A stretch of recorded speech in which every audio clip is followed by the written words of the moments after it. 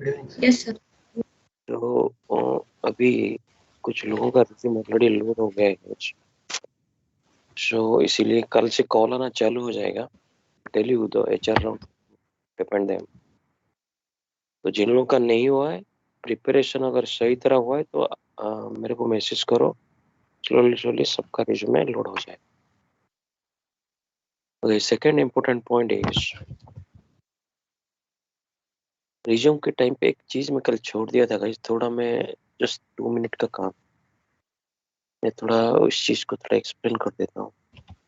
देखो गाइस, ये जो लॉग फाइल वैलिडेशन होता है ना, वो ये सवाल नहीं पूछा सर इसको कैसे करते हैं, how to predict this log file validation कैसे करें, how you are going to do it. So हमने जो उस दिन पढ़े थे, समझ लो सर लॉग फाइल क्या रहता है कैसे हो।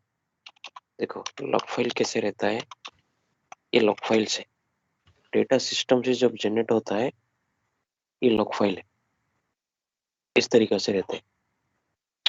Means from this you have to take some data. तो रियल वर्ल्ड पे ऐसे बहुत ही ह्यूज आई मीन वॉल्यूम रहता है लॉग फाइल। देखो गाइस, तो फर्स्ट ऑफ ऑल इस फाइल को, तो यहाँ पर सिनेरियो क्या होगा, तो इस चीज को इंटर में आपको रिप्रेजेंट करना है सर। जब फ्रेमवर्क पूछेगा मशीन लर्निंग में, कंप्लीट आर्किटेक्चर समझाना, लास्ट में ये बोलना sir once the log file generated from the payment service। Basically यहाँ पर जो टास्क हम उस दिन पढ़े, यही टास्क है। कौन से पढ़े, डेटा सेट को कैसे ऑटोमाइजेशन करोगे, दैट पार्ट, ये पार्ट आपका इन्वॉल्वमेंट उसी जन में। बाकी यहाँ तो मॉडल डिस्क्रिप्शन करोगे, डिजाइन, मशीन लर्निंग। एक आर्किटेक्चर में हर काम एक जगह होता है गाइस। तो आपका उस दिन जो काम किया सर कैसे, देखो लॉग फाइल आया, अभी रिक्वायरमेंट क्या रहेगा, लॉग फाइल को कोई भी फॉर्मेट में रह सकता है, एसके रहता है सर, बाइनरी रहता है सर, फ्लैट फाइल रहता है। फ्लैट फाइल मतलब नोटपैड। तो उसमें फर्स्ट आपको लिखना है how to convert notepad to CSV और जैसन जो भी गाइस रिक्वायरमेंट रहेगा, this is the first step. CSV होने के बाद you are going to automize the code. समझ लो उसमें एक डेटा रहेगा जिस चीज को आपको इन्वेस्टिगेशन करना है। Assume you want to check the value between 10 to 50। इसके अंदर जो भी डेटा है वो इंफॉर्मेशन हमको चाहिए। तो डेटा सीएसवी में आ गया, उसके बाद जिस तरीका से हमने ऑटोमेशन कोड लिखे थे, that is data set automization. You are involve in this part. This is what nothing but real time scenarios you have to represent. So log file automation, basically we convert log file into CSV and after that we automate using machine learning or data set or I mean logic where automate the process. This is the area you can, this is a very high importance information you must represent. Okay, so let's start आपका HR round. HR round को थोड़ा systematically deal करना है, क्योंकि देखो guys very simple phenomena, अगर तुमने कितना भी करो लास्ट स्टेज में there is a chance to be disqualified. तो एचआर राउंड इससे भी ज्यादा इम्पोर्टेंट होता है, ये चीज याद रखो। जितना तुम्हारा टेक्निकल इंफॉर्मेशन है उससे ज्यादा इम्पोर्टेंट है कि sir how you are going to represent the HR. तो दिस इज सिस्टम। ये हो गया आप, सर आप को कॉल आएगा, सर कहाँ से कॉल आता है, दिस इज ऑर्गेनाइजेशन। जब लोड हो जाएगा resume, this is your organisation. और रिज्यूमे कैसे मेंटेन करना है वो आपका जिम्मेदारी। आपको ऐसे भी पद्मश्री अवार्ड मिलने वाला नहीं है। आप भाई बहन दोस्त इनको फॉरवर्ड करोगे तो ये जिम्मेदारी आपका। सर को क्या जा रहा है, सर हर बैच में क्रिएट करेगा। लेकिन इसमें दिक्कत भी क्या होता है मैं बोलता हूँ, पहली बात उनको तो किस समझ में नहीं आएगा जब तक वो खुद क्लास नहीं की। जो 1000 टेक्नोलॉजी इम्प्लीमेंटेड किया जाता है, अब 1000 इम्प्लीमेंटेशन वो कहाँ करेगा क्या करेगा, तो फिर उल्टा सीधा हरकत करेगा, उसका जिम्मेदारी आपका है, आप ही, आपको ही प्रॉब्लम्स होगा। तो इसीलिए मैं बोलता हूँ, कुछ करते हैं 10 बार बोला जाता है कि यू डू नॉट हैव, एक पैनिक मोमेंट रहता है, थोड़ा दिखाओ दिखाओ, दोस्त को दिखाओ। बिल्कुल गाइस एंटरटेन ही नहीं करना है। This is very high sensitive information. आपके लिए बनता है तो आपका, आपके चीज को रेस्पेक्ट देना सीखो, that is the first criteria. उसमें ड्रॉबैक्स क्या है मैं बोलता हूँ, रियल वर्ल्ड पे ये ऑर्गेनाइजेशन है, जो टेक्नोलॉजी डाला गया समझ लो सर, बिग डेटा और एयरफ्लो और सर डिप्लॉनिंग।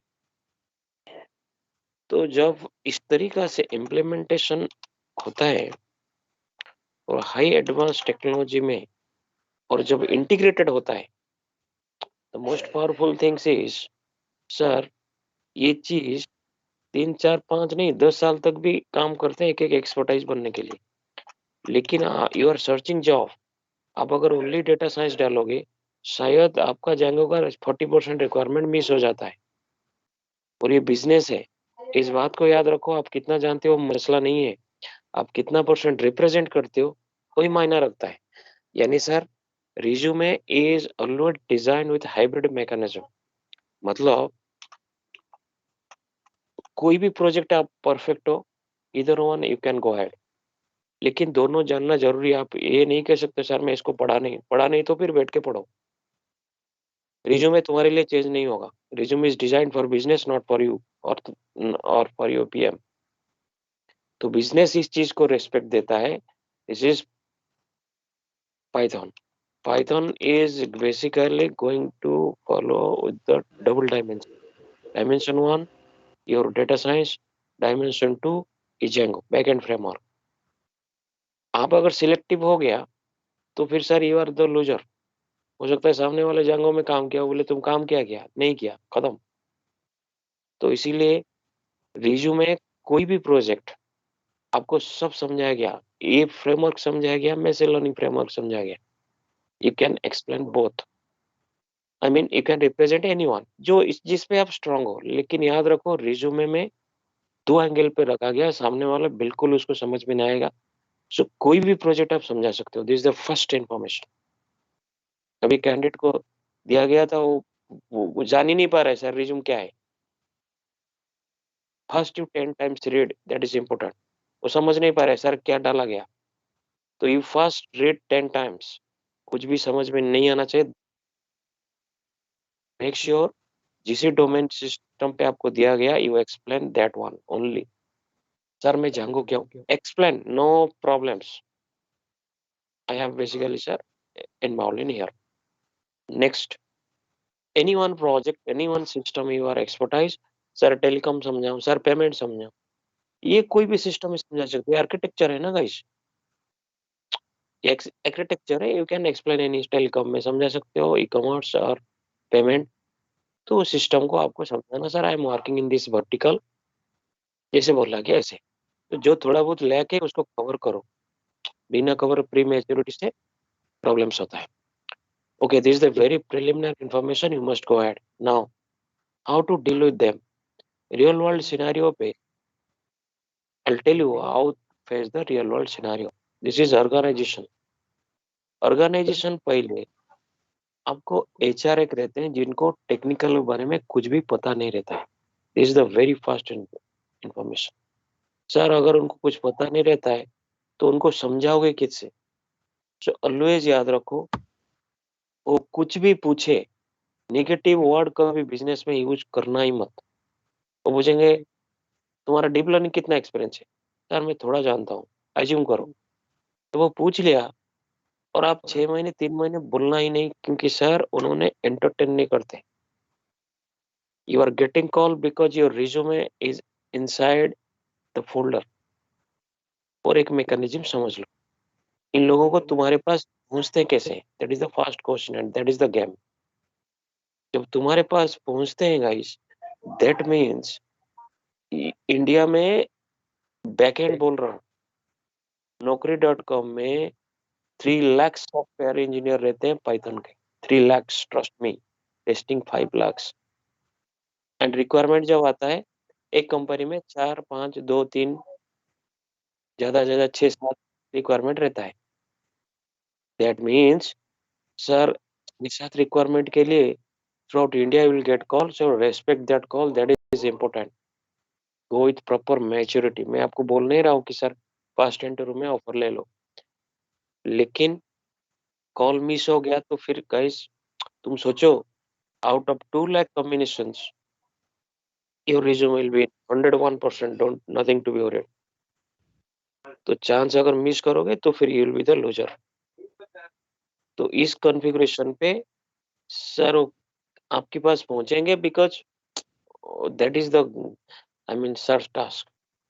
और रिज्यूमे इस लेवल पे होता है तो फिर they are force to give you. तो फिर उसके बाद जब कॉल आता है, कॉल पे एचआर के साथ कभी भी कोई बातचीत होगा, कोई भी वो वर्ड यूज किया, समझ लो पाइस पार्क, उनको पता ही नहीं रहता ये क्या रहता है एक्चुअली सर। उन्हें बोलेंगे पाइस पार्क काम किया, ईटीएल काम किया, तो you must know sir Python नहीं PySpark is used for ETL frameworks. तो आपने हर चीज पे ऐसी वर्ड बोलना, कितना साल एक्सपीरियंस बोला तो कंप्लीट एक्सपीरियंस बोल देना। अगर 3 ईयर है 3 ईयर, 2 ईयर है 2 year, this is very important sir. क्यों? आप अगर बोलोगे कि सर मैं 3 महीने काम किया, क्योंकि ज्यादा बोल दूंगा तो फिर ये मेरे को पूछ लेगा, तो फिर your resume will not be you know selected guys. तो उस केस में तो बिजनेस का मतलब है दे वांट 3 ईयर एक्सपीरियंस, याद रखो। That is business requirement. Neither the HR nor the project manager are responsible for your requirement, is the client.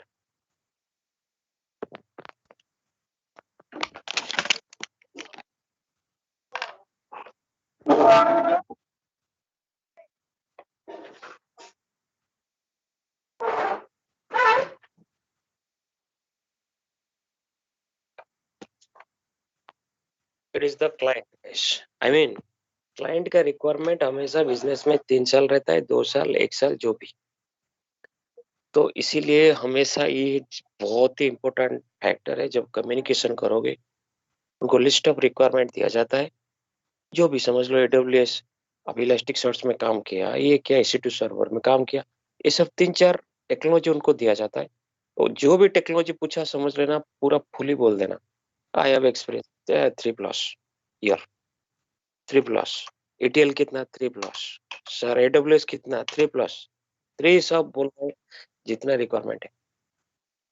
उसके बाद उन्होंने कुछ लिस्ट ऑफ क्वेश्चन पूछते हैं, सर कॉल कहाँ से आएगा? बेसिकली कंपनी से एचआर का जो कॉल है, डायरेक्ट कंपनी का कॉल। डेटा साइंस बेसिकली बड़े मछली मतलब बड़े कंपनी जो है, उन्होंने अभी तक मेन स्ट्रीम पे आए नहीं। Basically medium and low level company जो है डेटा साइंस प्रोजेक्ट डील कर रहे हैं। तो इसीलिए क्योंकि वो टेक्नोलॉजी के लिए छोटे बड़े कुछ मसला कुछ मायने ही नहीं रखता है वो टेक्नोलॉजी के लिए, इसीलिए बहुत सारे कंपनी का कॉल आएगा।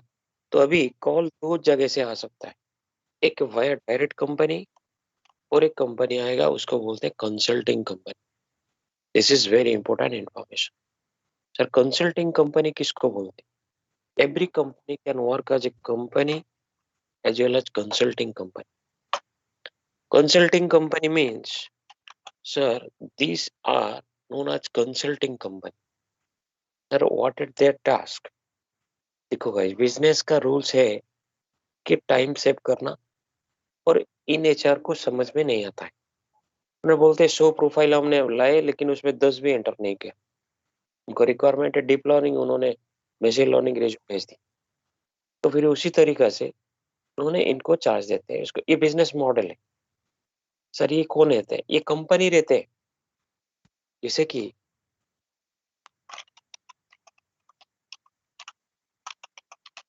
जैसे कि सर ये आईटी इंडस्ट्री मॉडल है। ये टाटा कंसल्टिंग सर्विस, तो क्या करते हैं? कंसल्टिंग है, कैपजेमिनी कंसल्टिंग सर्विस। तो that means every company work as a organisation as well as consulting. समझ लो टीसीएस तुमको भेजा यूके, अमेरिका भेजा, बैकअप अमेरिका में काम करने।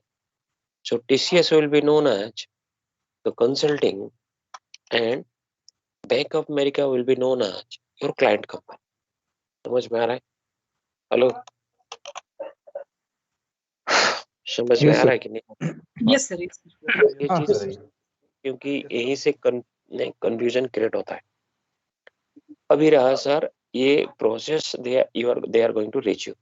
तो जब भी आपको कॉल करेंगे, मेक श्योर गाइज इंटरव्यू के टाइम पे as much as possible try to maintain your privacy. Sir इसमें क्या होता है मैं बोलता हूँ, इतना हाई कॉन्फ़िगरेशन इंफॉर्मेशन, तुम्हारे बैच में भी अगर 20 बंदे हैं ना गाइज, 20 बंदे का प्रोफाइल यहाँ पर पहुंचेगा, ये बात 100% assurity low. That is your power. अब होगा क्या सर, 20 कैंडिडेट के अंदर स्टिप कंपटीशन रहेगा. That means candidate 1 is you, candidate 2 तुम्हारे पीछे एक और पीछे और एक. यानी यहाँ पर क्या होता है, कोई ना कोई एक ऑफर लेके आ जाता है. गारंटी की इस बात की सिचुएशन भी तुमको फेस अप करना पड़ेगा. Be careful about it. तुमको एक, मैं आपका सीनियर का डाटा बोल रहा हूँ. बैंगलोर एक कंपनी में इंटरव्यू आ गया, इस एक ही ग्रुप में 3 बंदे सिलेक्ट हो गए, 3 ही रिक्वायरमेंट था. 1 2 3 सिक्वेंशियली सिलेक्ट हो गए. तुम सोचो, जो नाम जाता है ना साई नाम के 15 लाख रुपया, ये कैंडिडेट है ये. तुम सोचो यहाँ पर एक स्लाइड चूक, इसका घाटा किसका होगा? आपको ही होगा. तुम सोचो सर, एक ही प्रोजेक्ट बोल रहा हूँ, तीनों का प्रोजेक्ट मैनेजर एक ही है. तो इस लेवल का सिनेरियो तुमको होगा. तो इसी से सर किस बात को एम्फसाइज कर रहा है, तुम ही महसूस कर लो. Sir as much as possible we have to maintain privacy. अगर और इन्होंने बिजनेस करे, उनको इतना तो अक्ल है ना गाइस, वो पूछे, इन बंदा को भी पूछे तुम इसको जानते हो क्या? बोले नो नो नो मेरे को नहीं पता है. अगर आप भाई बहन रिश्ता दिखाओगे तो फिर यहाँ पर अंदर पे से सिनेरियो होता है गाइस कि पीएम एक ही प्रोजेक्ट में 3 4 जन एंट्री मार लेते हैं. तो फिर यहाँ दिक्कत होता है. Try to at least maintain the professionalism. Interview कहाँ दे रहे हो, क्या कर रहे हो, सीधा ऑफर जाएगा ग्लोबल में, वो तब डिक्लेयर होगा. बाकी as much as possible try to maintain the privacy. That is very important point guys. लॉरनेट टेस्टिंग में 300 कैंडिडेट बैठते हैं guys. Trust my word, 300 candidate. Sir इनका प्रोफाइल जाता है 50-50 इन हो जाता है एक एक मतलब फेज पे. यानी मार्केट में वो 200 कैंडिडेट रहते हैं. जब इंटरव्यू होता है, उनका इंटरव्यू सुन लो. इंटरव्यू जब होता है, आईबीएम में एक रिक्वायरमेंट था, 22 रिक्वायरमेंट था, टेल Canada project. 21 candidate belongs to स्कोडेन, एक ही बैच में गाइस. तुम सोचो, इसको क्या बोलते हैं, व्हाइट वॉश बोलते हैं. ये लोग कैसे मेंटेन करते हैं सर? इसमें एक भी बंदा होता ही नहीं ना. उनको ट्रेनिंग दिया जाता है कि डेटा प्राइवेसी कितना इंपॉर्टेंट होता है. ये सिनेरियो देखो सर, आईबीएम में 22 रिक्वायरमेंट मतलब थ्रू आउट इंडिया उनका इंटरव्यू होगा. आपको समझ में नहीं आ रहा है सर? इंडिया में कोई एंट्री नहीं मार पा रहा है. This is real statistics I am telling you guys. और बेंगलोर कंपनी में उन्होंने कितना जन का इंटरव्यू लिया होंगे, आप ही गेस कर लो. बेंगलोर है गाइस सर, ये तो मिनिमम 50 कैंडिडेट को लिए होंगे. अभी मुंबई, गुड़गांव, अभी पुणे में उनको सिर्फ 3 ही मिले, वो भी तीनों का तीनों एक ही जंगल से उठे, काम कर रहे हैं. चला, मैं बोला भाई प्रोजेक्ट जाएगा कि रहेगा, दोनों में एक ही होगा, करो. लेकिन काम कर रहे. तो मेक श्योर सर ये सिनेरियो को समझो. तो उसी हिसाब से एज much as possible try to maintain प्राइवेसी. बाकी चीज story, all your friends, all your क्या बोलते हैं, personal things, they are just history. Design your career, that is important. Okay guys, this is very important information. Sir यानी इसका मतलब है इन दोनों का क्वेश्चन सेम रहेगा क्या? इन्होंने consulting, so basically various consulting company they will call you like Magna, Collabera. ऐसे मार्केट में बहुत सारे कंसल्टिंग है. सर कॉल जब डायरेक्ट आएगा या यहाँ से आएगा, कहीं पर भी आए, question will be exactly same. And इसको बोलते हैं पेरोल सिस्टम. क्या बोलते हैं? Payroll system. और दूसरा नाम है कॉन्ट्रैक्ट टू हायर. ये बहुत ही गोल्डन फॉर्मूला है, ये बहुत ही अच्छा फॉर्मेट है. यानी organisation doesn't want to take the chance, आपको डायरेक्ट ले लेगा और आपको पाइथन पी पता नहीं. तो इसमें रिस्क होता है ना. इंटरव्यू में 1 घंटे कम्युनिकेशन कोई भी कर सकता है. तो इस संदर्भ में उन्होंने क्या बोल रहे हैं, कैंडिडेट को यहाँ पर भेजा जाए और ये मॉडल अच्छा मॉडल है। इसमें क्या होता है, डायरेक्ट हाथ को पैसा आ जाता है। तो 6 महीने वो बोलेंगे कॉन्टेक्ट टू हायर मॉडल, तो दिस इज गुड मॉडल, याद रखो, इसी से स्टार्ट करना career. So they will pay you, who is going to pay you, this consulting will pay you, they are going to place you here. That means, sir, you are going to work here and you are going to be paid for it. Sir, इनको कौन पे करता है, company पे करता है। So this is nothing but contact to hire, C2H बोलते हैं और पेरोल सिस्टम बोलते हैं। चलो सर, दोनों साइड से कहीं पर भी कॉल आए, we are going to deal. What are the question they are going to ask you, this is complete guys. इस चीज को अच्छी तरह समझो, यहाँ पर कैसे होता है सुनो। सर, इन्होंने आपको कॉल करेंगे, तो फिर आपको कॉल आएगा, वो आपको बोलेंगे ठीक है, आपका अपडेटेड रिज्यूम भेज दो। रिज्यूम यू विल सेंड है।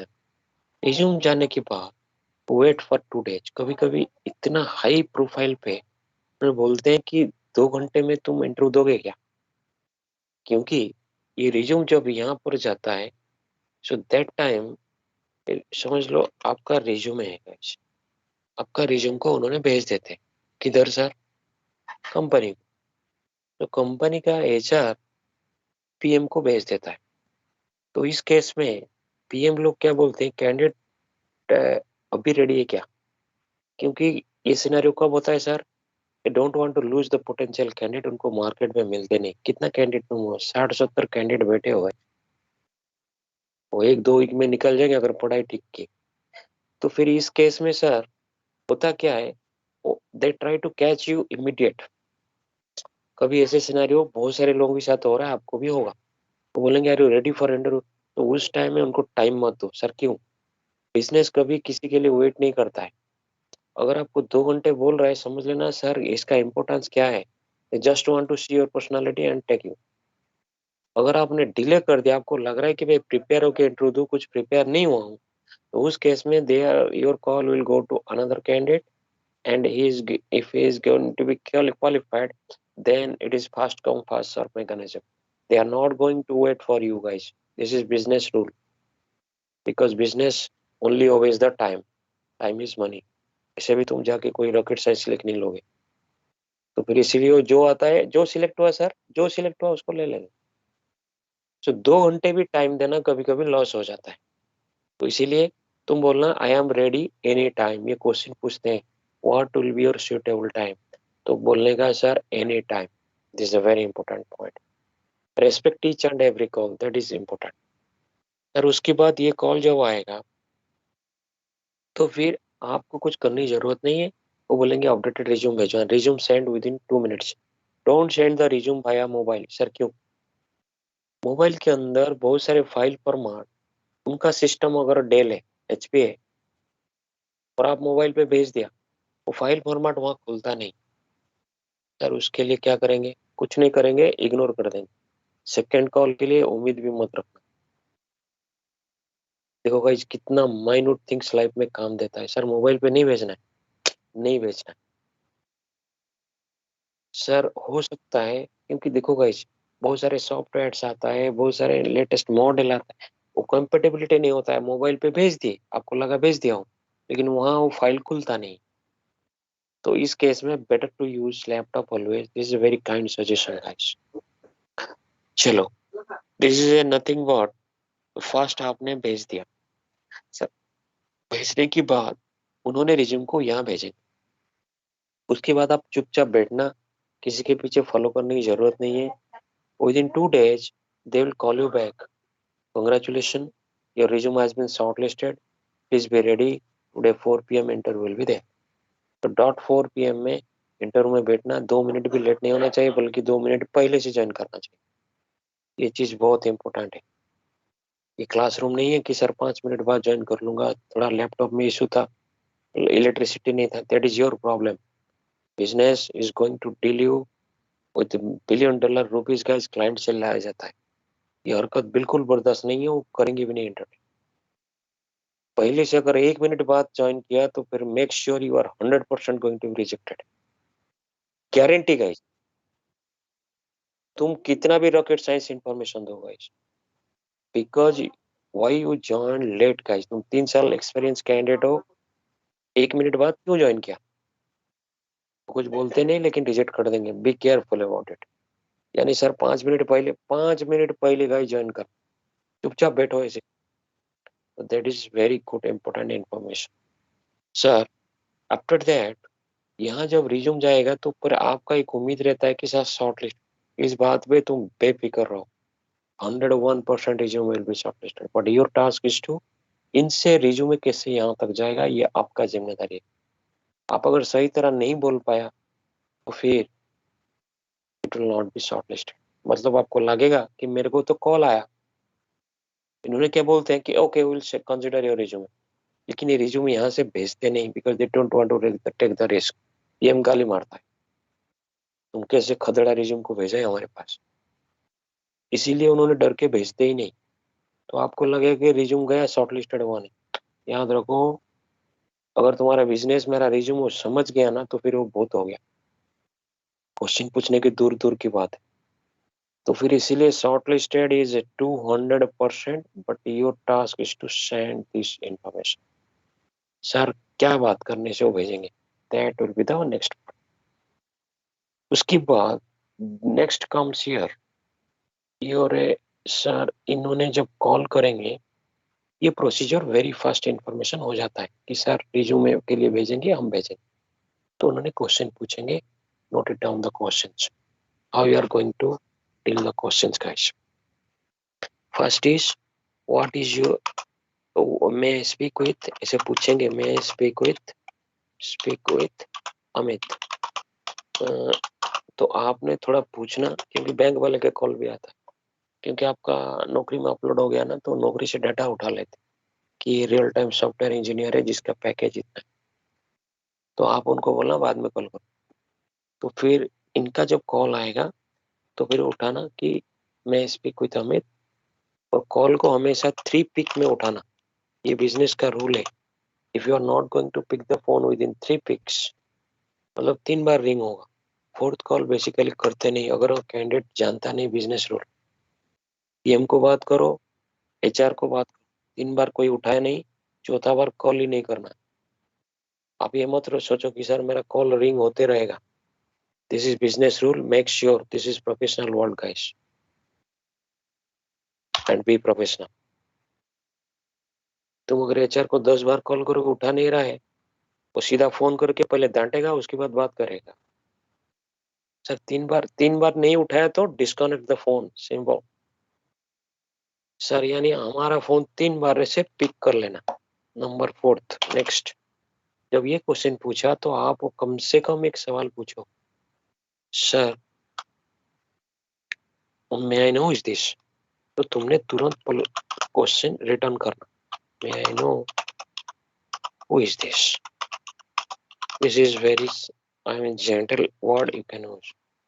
हु इज दिस खाली मत पूछना, ये ठीक नहीं रहता है, रीड लेता है। तो मैं स्पीक विथ अमित, यस।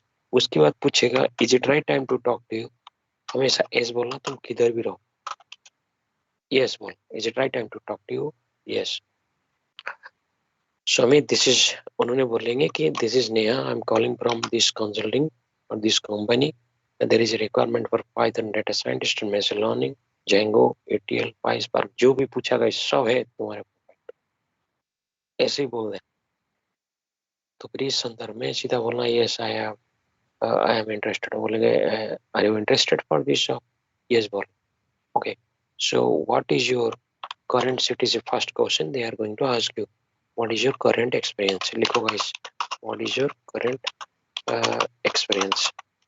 तो हमेशा इस चीज को थोड़ा देखो गाइस, ये बिजनेस, सर बिजनेस किस चीज को बोला जाता है, the short cost is 999 rupees, what does it mean, it means 1000 rupees में सर क्या घाटा हो जा रहा है क्या उसका। गाइस दिस इज बिजनेस, यानी ये 1 रुपया की मसला नहीं है, the problem is representation. This is 3 digit number, एक एंड यूजर को आंख में जाएगा, अरे ये 999 रुपीज है, ये क्यों 1000 ले रहा है, दैट इज बिजनेस गाइस, यानी सर रिप्रेजेंटेशन। सेकेंड, तुम सोप शैम्पू यूज करते हो, शैम्पू कंपनी आके बोलता है कि अच्छा शैम्पू है ले लो, उसका कॉस्ट है 100 रुपया, नो गाइस, उन्होंने कतरीना कैफ को देते हैं 2 करोड़ रुपया, 2 करोड़ देते हैं। कैसे लेते हैं तो फिर वो तो उनको पता है। अभी 2 करोड़ रुपया देते हैं, उसको बोलते हैं बाल लगाओ, बाल में पीछे में फैन लगाओ और दिखाओ कि खिलती खिलती बाल, तभी जाके प्रोडक्ट सेल हो जाता है। ये क्यों करते हैं सर? सबको पता है वो कतरीना कैफ खुद नहीं लगाती है, उल्टा वो शैम्पू लगाओगे तो बाल पक जाता है। लेकिन इसी को बिजनेस कहा जाता है, दैट इज रिप्रेजेंटेशन। इस बात को याद रखो। What you know doesn't matter, guys, but how you are going to represent, that will be your sir. जैसे कि रिज्यूम पे रहेगा जावा, आप सोचोगे सर मैं जितना, अगर आप जितना जानते हो उतना डालोगे ना, एक लाइन रिज्यूम पे नहीं होगा गाइस। एक लाइन बोल रहा हूँ, 1 line, I know Python, that's it, but that is not business. So representation means associated technology भी डाला जाता है, जैसे कि जावास्क्रिप्ट, एचटीएमएल, फ्रंट एंड, सब कुछ सर जानता। अगर सर पूछा, आपका क्रॉस क्वेश्चन है, आपका क्वेश्चन पूछ लिया, जवाब पूछ लिया, पूछते हैं गाइस के बदमाश माइंड रहते हैं, तो बोलेंगे रिज्यूम पे क्यों डाले हो?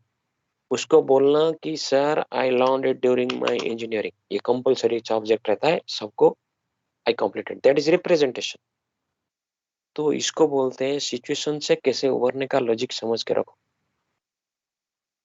तो this is nothing but the profile you are going to deal. और जब तक तुम रिप्रेजेंटेशन नहीं करोगे, business is not going to entertain you. So इसीलिए बहुत ऑकवर्ड ऑकवर्ड लगता है सर प्रोफाइल मिलने के बाद, but make sure what you read, that is the best in India guys, and best in world also. जैसे प्रोफाइल लोग बोलते हैं सिर्फ इंडियन के पास ही रहता है, 3 इयर्स में बेसिकली इतना सोफिस्टिकेटेड टेक्नोलॉजी अडॉप्ट करना भी एक बहुत बड़ी बात होता है। तो इसी के लिए अपने आप को रेस्पेक्ट करना सीखो ड्यूरिंग इंटरव्यू। ये जब पूछेगा what is your current experience, this is very important. If you are 3+, don't tell them 3.1, 3.2. They are least bother about your, क्या बोलते हैं, मैथमेटिक्स। 3+ ही बोलना है। सर क्या इसका मीनिंग हो, क्या है इसका मीनिंग? है ये 3.1 also considered as 3+, 3.11 is also considered as 3+. So this is the advantage for you. 3.2 year experience, 3 year experience बोलने की जरूरत, अगर वो एग्जैक्ट पूछता है tell me the exact figure, तो you have to represent else I have 3+year experience straight. Second, जिन लोगों का एक्सपीरियंस 2019 पास आउट हो, that means sir 2022 will be 3 years. Yes, but still 3 months is there. Your math resume पे जहां पर data डालना, क्योंकि रिज्यूम इंफॉर्मेशन गलत होगा, you will B disqualified. That means उस चीज को किस तरीका से रिप्रेजेंट करना है और कहाँ डाला जाता है, that is search task. Make sure you have to represent as overall 3। इस बात को याद रखो, हमेशा बढ़ा के बोलना। Overall 3, that is representation. This 3, 2.8, 11.5 lakhs package चाहिए, ऐसे बात करोगे तो फिर they are not going to entertain you, simple kick out. So इसीलिए याद रखो, बिजनेस पैसा देता है, you have attitude. Sir overall 3 बोलना है, यस। जिन लोगों का 1 पॉइंट एक्सपीरियंस हो रहा है, सो 1 पॉइंट मत बोलना। सर ये रिज्यूम पे जहां पर रहेगा एग्जैक्ट डेटा ही रहेगा, don't worry at all guys. लेकिन during speech you have to represent overall 2 year, sir I have overall 2 year। अगर वो पूछता है एग्जैक्ट डेटा बता, तो एग्जैक्ट डेटा जो है रिज्यूम पे वही बोलना है, अलग डेटा नहीं रहेगा, डोंट वरी अबाउट। इसको बोलते हैं रिप्रेजेंटेशन। समझ में आ रहा है? Hello, this is very very important point guys. पैसा लाने का भी वजह रहता है guys, this is very important point. इसी तरीका से रिप्रेजेंट करना है। What is your current experience? 3+। Sir ये 3+ रिक्वायरमेंट किसको चाहिए, ये बात भी पूछो। ये तुम्हारे पीएम को या एचआर को नहीं चाहिए गाइस, ये चाहिए क्लाइंट को। Which client here? This is the client here. That means तुम्हारे प्रोफाइल इन्होंने यहाँ जाता है, वो भेजते हैं रात में इसको। Guys, if you are going to be selected, then यहाँ तक जाता है। इन्होंने बहुत ही हाई इंप्रेसिव स्टेटमेंट देते हैं। अब देते हैं तो फिर आपके प्रोफाइल के लिए गाइस इनसे पैसा आता है, इस बात को थोड़ा समझो सर। बिजनेस होता क्या है, फ्रांस, इटली, जर्मनी, यहाँ पर जाता है तुम्हारा प्रोफाइल। तो इसी के लिए ये रिक्वायरमेंट इन लोगों के लिए नहीं चाहिए। ये बोल रहे हैं कि भाई तुम जस्ट रिप्रेजेंट करो एंड आओ, क्या क्या लेना देना है। सो इस 3 ईयर एक्सपीरियंस के पीछे तुम इनके ऊपर फोकस मत करो सर, इनके ऊपर फोकस करो कि इन्होंने क्या पूछ लेंगे, खा लेंगे। इनका रेंज तो तुमको पता है गाइस, गूगल खोल के क्वेश्चन ढूंढेंगे, इनका रेंज इतना ही है। सो डोंट मैनिपुलेट कि सर इन लोगों ने 2.5 डालने से ज्यादा कम सवाल पूछेंगे और 3 डालने से ज्यादा पूछेंगे। इन लोगों ने 3 साल के लिए जो पूछेंगे, 3 महीने के लिए उतना पूछेंगे, उनका रेंज इतना है guys. So your sir understand your business 100 times more than you. So जो बोल रहा हूँ उसको मानो, स्ट्रेंथ मेंटेन करो guys, that is very important. कोई किसका पॉकेट से किसी को पैसा नहीं दे रहा है। Your brain, you are the queen of the business. तुम सोचो तुम्हारे लिए किन किन लोगों के पास पैसा जा रहा है, काम कौन करता है और पैसा किसके लिए आता है, तुम्हारे लिए। एंड अगर आप पैसा नहीं ले पाया तो फिर you are the biggest and biggest loser. Okay guys, so next comes what is your current experience 3+। उसके बाद what is your expected salary. Actually expected salary का मतलब है सर, नहीं sorry, what is your current experience, what is your relevant experience. अरे guys, what is your relevant experience. Relevant means sir specific ऊपर कितना है, आप कहाँ पर क्या काम करते हो, कोई मसला नहीं है, सीधा ये फिगर को बोलना, जितना करंट हो रहा है उतना रिलेवेंट ही बोल देना। उसके बाद स्पेसिफिक क्वेश्चन पूछेगा, ईटीएल में कितना, बिग डेटा में कितना, मैं आपको सिखाया था सर। इस केस में टोटली गाइस 3+ ही बोल देना, सब 3+, मतलब जो भी रिज्यूम पे है आपका जितना रेंज हो रहा है उतना 3+, 3+, 3+ ही डाल दो। Second important point is a very kind information guys, what is your current salary, this is your short statement. And जो आपको रिज्यूम के टाइम पे दिया जाएगा वही डेटा के ऊपर अड़क के रहना। मैं आपको ना ज्यादा बोलूंगा ना कम बोलूंगा। स्टैंडर्ड मेंटेन नहीं करोगे तो they are also not going to send you respect. तुम्हारे लिए 12 लाख 15 लाख ज्यादा इनके लिए चिल्लर है, कुछ है ही नहीं, इसलिए तो दे रहे हैं गाइस। तो समझ लेना कि सर सैलरी जो चीज है वो डिटरमाइन किसी का मुंह से नहीं होता है, या कोई इजाजत से, या तुम्हारा दोस्त कोई पीएम काम कर रहा है सर उसका पैकेज 12 है हम कैसे 13 मांगेंगे, उसकी इजाजत से नहीं होता है। तुम्हारा पीएम जो 10 साल से काम कर रहा है, हो सकता है गूगल बैठ के ईएमआई भर रहा है कार का, इतना ही कर रहा है, किसको पता है, you know, don't know. Salary आता है with respect to availability of the market का।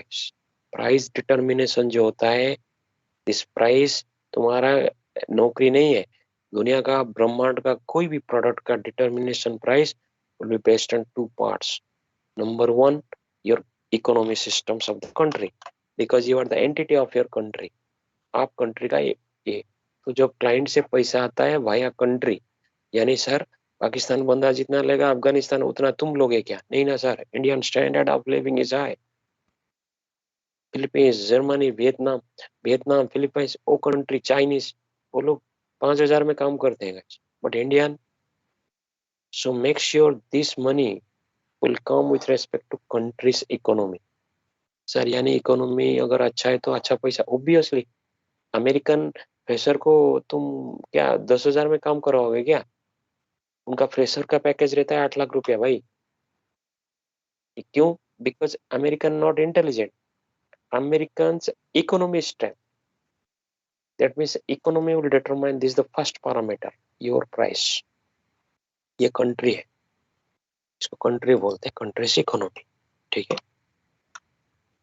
सर। नंबर 1 ये कंट्री है सर, कंट्री इकोनॉमी को उन्होंने इसी हिसाब से होता है। Second, what is the second parameter, with respect to the technology and its availability, यानी sir Java 10 year project manager is equal to Python data science machine learning deep learning 1 year experience. This is the difference. ये mechanical industry नहीं है, not bold 10 साल कोई बिड़ा है और एक बंदा है सर 15 साल बिड़ा है वही होगा प्रोफेसर, कॉलेज प्रोफेसर नहीं है भाई मेरे। 25 साल कोई पढ़ा रहा है physics, he is the professor. जो 2 साल पढ़ा रहे हो ये टेक्नोलॉजी है। Getting my point guys? यानी सर पैसा जो आता है not year of experience, it is purely based on the technology. अगर कोई क्रॉस आर्ग्यूमेंट करते हैं गाइस, ये जो एचआर है उनको इतना ज्ञान नहीं रहता है, ये लोग आर्ग्यूमेंट करते हैं, वो बोलते हैं तुम 2 साल बंदा कैसे 15 लाख मांग रहे हो? उसको बोलना कि the price is determined with respect to technology. Madam please go ahead. फालतू का आर्गुमेंट मत करो, क्योंकि ये लोग गाइस पागल होते हैं ना, ये प्राइस इनको गले में उतरता नहीं, वो समझ नहीं पाते हैं कि 2 साल बंदा कैसे क्या 15 लाख मांग रहे, लेकिन इनके पास क्लियरली फिगर रहता है गाइस। हो गया सर। पीएम सीधा बोलता है मैक्सिमम पैकेज 30 लाख तक एक डेटा साइंटिस्ट को मिल सकता है। तुम जब 15 लाख मांगते हो इसके लिए ज्यादा है, लेकिन वो जानती है कि अच्छी तरह कि फिगर क्या हो सकता है, ये मैक्सिमम फिगर उसको दिया जाता है और मिनिमम फिगर भी दिया जाता है गाइस। समझ में आ रहा है? हेलो? लेकिन ये लोग ये फिगर को बोलते नहीं है। Are you getting my point और not? Hello? Yes sir. Yes sir. Yes. ये बिजनेस है भाई मेरे, पैसा है। तो देखोगे मैं आपको दिखा देता हूँ, रुको 2 मिनट मैं आपको दिखाता हूँ गाइस, ताकि रियल इमेज और बिजनेस का रूल्स समझो गाइस, वो बहुत ही इंपॉर्टेंट है टू डिफेंड देम। देखो गाइस समझ लो, एक जॉब है, नहीं, ये जॉब है, देखो पाइथन डेवलपर आ गया सर, यहाँ पर देखो पैकेज को 1/3 करके उन्होंने डालते हैं, याद रखो 1/3। ये लॉजिक समझते हो? मेरे को स्कोडिन का एक डाटा साइंटिस्ट का ऑफर दिखाओ, 10 लाख किसका है? सर जब किसका नहीं है तो फिर ये क्यों डाला है? Yes this is game. समझो गाइस पैसा क्या होता है। इसका रियल इमेज बोलो 3 to 5 ईयर, 30 लाख 1/3 करके उन्होंने डाल दी। तो इनके ऊपर ट्रस्ट इन मत करना, पहले बात, ये बात को हमेशा याद रखो। देने के टाइम में देंगे 15, लेकिन लिखने के टाइम में 10। सर ये तो रूल्स है। Yes, so try to understand what exactly the meaning of business is. तो इन्होंने जब क्रॉस क्वेश्चन पूछेंगे तो उनको समझाएं कि तुम जानो कि सर इकोनॉमी के हिसाब से प्राइस होता है second availability of the technology. कोई भी चीज अवेलेबिलिटी के हिसाब से मार्केट में डिमांड को डिटरमाइन करता है। यानी sir demand is more and availability is less. जब अवेलेबिलिटी लेस है इस सिचुएशन पे market gives you the bonus guys, इसका प्राइस बहुत ही हाई जाता है। एक जावा कैंडिडेट को बुला और बोल कि मांग 15 लाख, उसको सीधा खड़ा करके लात मारेंगे। क्यों? ऐसा नहीं हो जावा में एप्लीकेशन नहीं हो सकता है, अवेलेबिलिटी उसका मोर हो गया, 25 साल का एप्लीकेशन है, वो प्रोग्राम है। That means availability sir or second demand, because the world is running behind the data. So that is the main two things that will determine the price. उसको बोलते हैं वाटर टाइमन पैराडॉक्स। सर इकोनॉमिक्स है, ये कोई PM या HR बैठ के decide नहीं करते, it is decided with respect to the economic structure of the system guys. Sir ये क्या होता है? यही होता है कि किसी का ज्ञान ज्ञान कम है तो फिर उसका सुनोगे या सर का सुनोगे, चॉइस इज योर्स ऑलवेज। उनको ज्ञान कम ही होता है। अरे 13 लाख भाई साहब, 13 लाख कोई किसका पॉकेट से नहीं दे रहा है, it comes with respect to from the pocket. तो फिर वाटर डायमंड पैराडॉक्स मतलब डिमांड किसका ज्यादा रहता है? वाटर का। प्राइस किसका ज्यादा है? डायमंड का। क्यों? बिकॉज अवेलेबिलिटी इसका कम है, इसलिए नहीं चमकता है, चमकता ये भी है। तो जब अवेलेबिलिटी कम है तो उस टाइम में उसका डिमांड ज्यादा बढ़ जाता है, प्राइस बढ़ जाता है। तो प्राइस बढ़ने का वजह, this is the most important information, कि sir machine learning deep learning या टेक्नोलॉजी का डिमांड इसीलिए है क्योंकि अवेलेबिलिटी कम है, इसलिए उसका प्राइस हाई है, नहीं मांग पाएंगे तो will be the biggest loser. Okay guys, so this is your second information, जो कि आप प्राइस कितना मांगोगे। और 3 ईयर कैंडिडेट के लिए मैं फिगर बोल देता हूँ, वो आपको रिज्यूम के टाइम में बोला जाएगा। और किसी का रिज्यूम का स्ट्रेंथ थोड़ा अलग होता है गाइस, आपका प्रिपरेशन के हिसाब से बनता है, टू बी ऑनेस्ट। फिर भी एक एवरेज प्राइस रहेगा, वो आपको पर्सनली बोला जाता है कि कितना प्राइस आपका रेंज पे रहेगा, that is very average price, और इसी हिसाब से टिक के रहो। Sir what is the current CTC पूछेंगे, इसको सीटीसी बोलते हैं। सर सीटीसी क्या होता है? सीटीसी मतलब कोई कोई कंपनी में पूछते हैं व्हाट इज सीटीसी, क्योंकि वो देखना चाहते हैं कैंडिडेट रियल टाइम काम कर रहा है तो उसको पता होना चाहिए। कॉस्ट टू कंपनी लिख के रखो, इसको बोलते हैं कॉस्ट टू कंपनी। जो आपको बोला जाएगा उसी फिगर आपको बोलना है, जो भी बोला जाएगा। नेक्स्ट, एक्सपेक्टेड सीटीसी कितना पूछते हैं। इसी फिगर को उन्होंने ये वर्ड यूज किया एक्सपेक्टेड, जितना बोलोगे उससे वो कम देते हैं। याद रखो इस बात पे, वो कम देते हैं। अगर आप मांगोगे जितना उसे ज्यादा कैसे देंगे, लेकिन अपना कैंडिडेट को ज्यादा देते हैं, बिकॉज इंटरव्यू में आपका रिपोर्ट बहुत ही अच्छा जाता है। वो बोलते हैं कैंडिडेट कितना मांग रहा है, सर 13 मांग रहा है, 15 दे दो। तो हमेशा याद रखो इस फिगर को थोड़ा स्ट्रेंथ करके मांगना, जितना मैं बोलूंगा उसी हिसाब से मांगना। 15 लाख मांग सकते हो, दिस मेरी very I mean polite request guys. Sir क्यों? 1 लाख कम करोगे घाटा तुमको, इसमें सार का कुछ बेनिफिट नहीं है। अगर सोच रहे हो कि सर सार को इसमें क्या फायदा, ये 15-13 के पीछे क्यों भागा है, द प्रॉब्लम इज, अगर आपने 2 लाख कम कर दिए, समझ लो सर 2 लाख पैसा किसको जाता है पता है? कंसल्टेंसी सीधा उठा लेता है, क्योंकि फिगर आपको पता नहीं रहता इनको कितना दिया जाता है। इनको दिया जाता है 20 से 25 लाख एक कैंडिडेट के पीछे, सीधा 10 लाख उड़ा देते हैं गाइस ये लोग। आई नो द फिगर, और सर आज having own consulting company, I know the figure, exact figure मुझे पता है। सो इसीलिए यानी जितना तुम मांगोगे तुमको उतना पहुंचेगा, ये पैसा अच्छी तरह थोड़ा डील कर। सर 15 प्लस बोलूं? यस। सर 16 ऊपर भी जाता है, उन्होंने देते हैं खुशी से, बोनस प्लस मिला के 16-17 तक दे देते अगर इंटरव्यू अच्छा हुआ। नहीं हुआ तो फिर वो फाइटिंग करते हैं। ओके सर, अगर 15 दिए वो लोग राजी नहीं हुए, वो बोलेंगे is it negotiable, is it negotiable. Negotiable मतलब इज इट निगोशिएबल। चलो गाइस, कुछ लोगों का माइंड सेट ऐसे रहता है, 2-3-4 रिजेक्ट हो जाते हैं।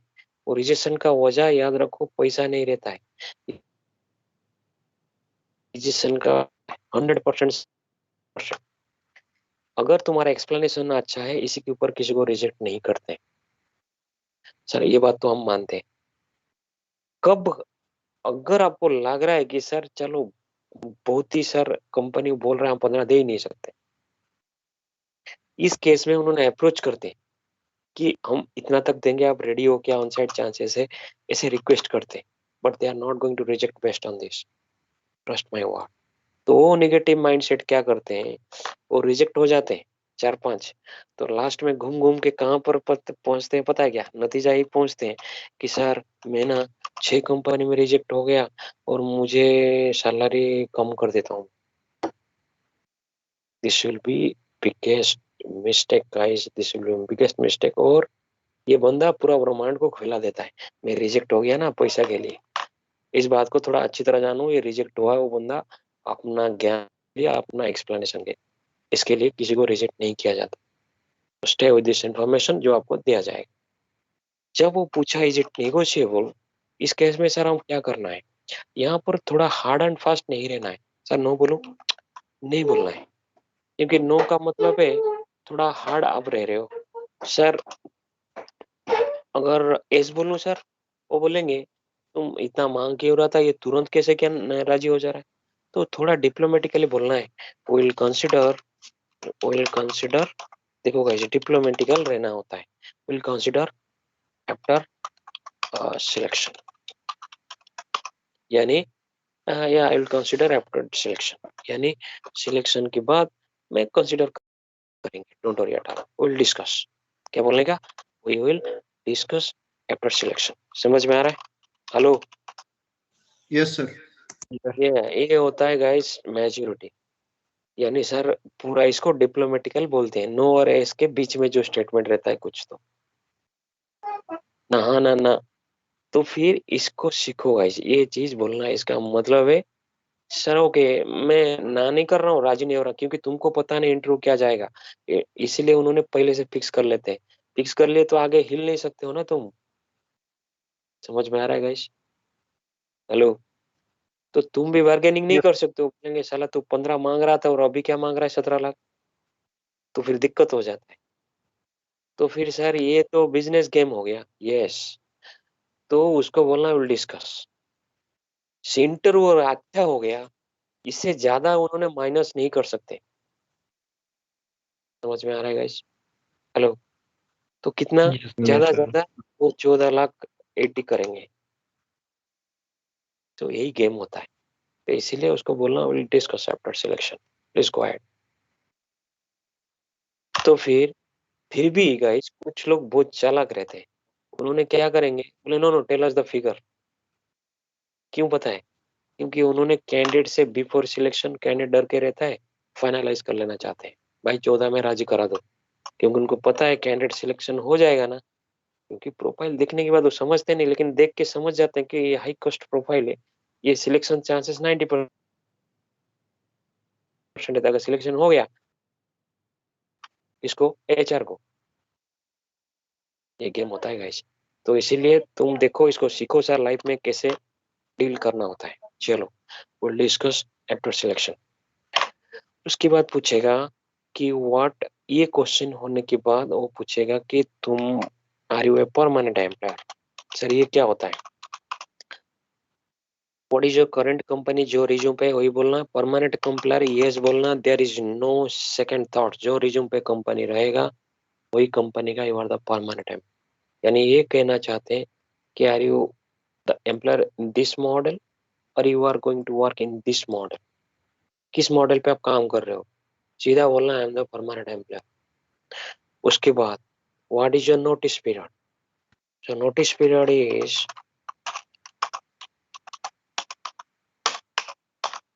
नोटिस पीरियड इज, हमेशा याद रखो 3 मंथ रहता है। सर कंपनी का, यस दिस इज 3 मंथ। समझ में आ रहा है गाइस? यहाँ पर कंप्लीट बिजनेस का स्टैटिस्टिक स्टार्ट होता है। सर ये 3 महीने क्या रहता है एक्चुअल में बोलूं, पहले जो था ना वो था 1 महीने। सर इन्होंने 2 महीने क्यों किया? सब इन्फोसिस टीसीएस वाले लड़का लोग क्या किए, ये कपड़ा चेंज जैसे कंपनी चेंज की। कंपनी ट्रेनिंग देता था, सीख लेते थे, उसके बाद $1 बिलियन बिजनेस जब काम स्टार्ट होगा, उन्होंने कंपनी स्विच कर देते थे। जब एक कंपनी दूसरा कंपनी को चेंज करते हैं, द रीजन इज 30% इंक्रीमेंट। यहाँ पर 30% by default sir, by default. लेकिन यहाँ पर वो बेवकूफी मत करना कि I want 30% increment, you will be the loser. ये टेक्नोलॉजी हाई इंपॉर्टेंस है गाइस, सीधा फिगर ही बोलना, परसेंट नहीं है। देखो ना, एक कैंडिडेट को मिला ना 100%, 11 लाख से सीधा 22 लाख मिला है। तो फिर ये अगर फिगर है तो फिर आप समझ लेना सर मैं परसेंट क्यों बोलूं। दूसरों के लिए अलग लॉजिक है, ठीक है, लेकिन एक लॉजिक सब केस में नहीं हो सकता है। तो फिर this is nothing but your, ये इसको बोलना ही मत। लेकिन लॉजिक जान के रखो, एक कंपनी से दूसरा कंपनी 30% इंक्रीमेंट होता है। सर ये नोटिस पीरियड मतलब यही होता है कि एक कंपनी में आप काम कर रहे हो, वहां से पेपर डाल दिया, पेपर में रेजिग्नेशन डाल दिया, दूसरा कंपनी को जाने के लिए आपको 3 महीने लगते हैं, उसको नोटिस पीरियड बोलते हैं। यानी सर 3 मंथ तक आपको नोटिस पीरियड सर्व करना पड़ता है। तो ये जो 3 मंथ रहता है, पहले था 1 महीने, तो लड़का लोग धड़ाधड़ चेंज किए। उसके बाद इन्होंने कर दिए 2 महीने, उसके बाद हुआ है गाइस 2 महीने।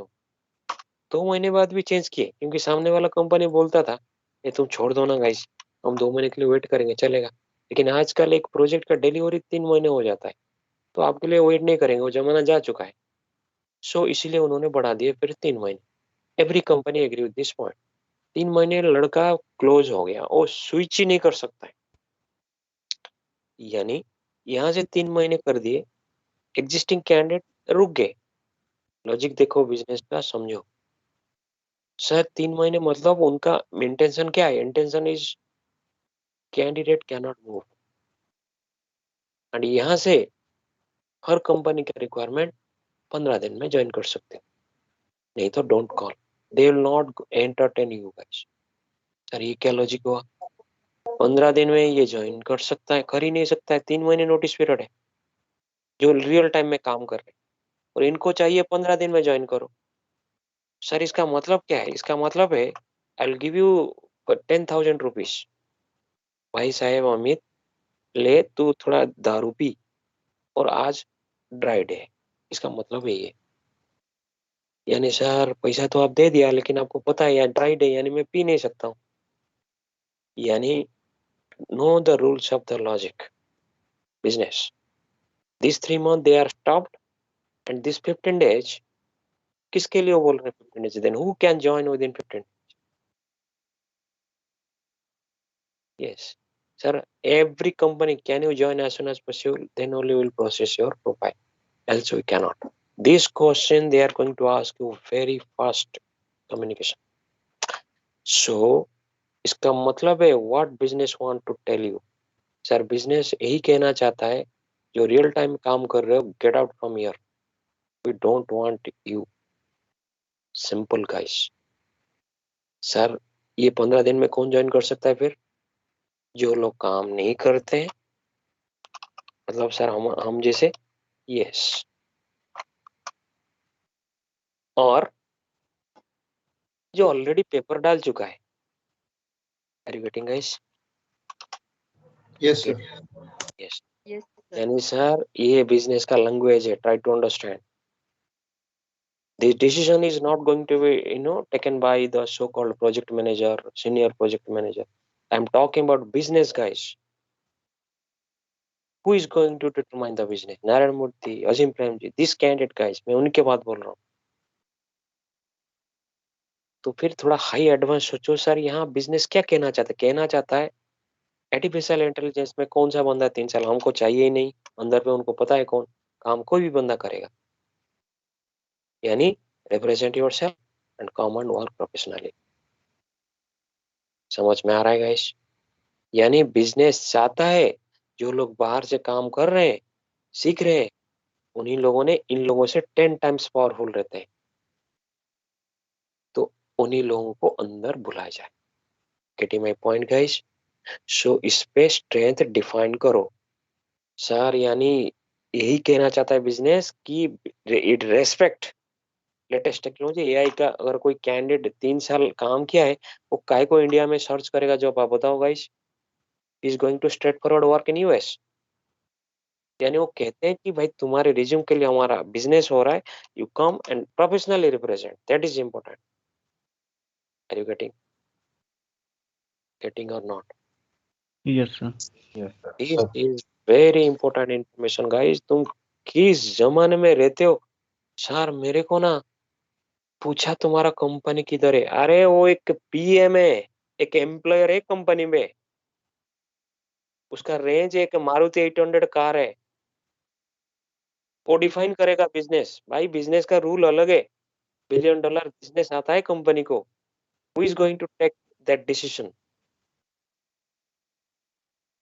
तो थोड़ा स्ट्रेंथ बिल्डअप करो गाइस सर। यानी they want you work professionally, come to us, face the interview, prove your documentation and go ahead। समझ में आ रहा है गाइस? तो इंटरव्यू देने के टाइम पे 90% लोगों का माइंड सेट पे रहता है, मैं फेक हूँ, मैं फेक हूँ, मैं फेक हूँ, चोर हूँ। भाई मेरे ये फेक नहीं है, इसको डिप्लोमेसी बोलते हैं, इसको फेक नहीं बोलते हैं। इस चीज को थोड़ा सा ये माइंड पे रहेगा ना, तुम एक भी इंटरव्यू क्रैक नहीं कर सकते। और ऐसा होता तो फिर ऐसे नहीं होता है सर, थोड़ा समझो। यानी सर कैपजेमिनी, टेकेम, टीसीएस, इसमें 80 to 90% बंदे लोग इस स्टैंडर्ड से जाते हैं एंड बिजनेस नोज इट। क्योंकि उनका रूल ही देखो ना गाइस। आप ही बताओ sir, can join 15 days? Who can join within 15 days? Tell me the answer of this question. Sir एक भी नहीं। अरे एक भी नहीं बोल रहा हूँ यार, एक एक हो गया तो बहुत हो जाता है। अगर ये बंदा 2 पेपर डाल दिया है, 2 ऑफर ऑलरेडी है, उस केस में वो ज्वाइन करेगा तो करेगा। So that is the very plain fundamental rule of the business. यही है, इसको बोलते हैं ट्विक। ट्विक मतलब सर फेक नहीं है। Fake means you are fraud. It is not fraud, it is tweak. Sir tweak कैसे होता है? ट्विक वर्ड क्या होता है? ट्विक वर्ड यही होता है कि किसी भी चीज का व्हाइट एंड ब्लैक नहीं रहता है। Business means it is grey by nature, उसको ट्विक बोलते हैं।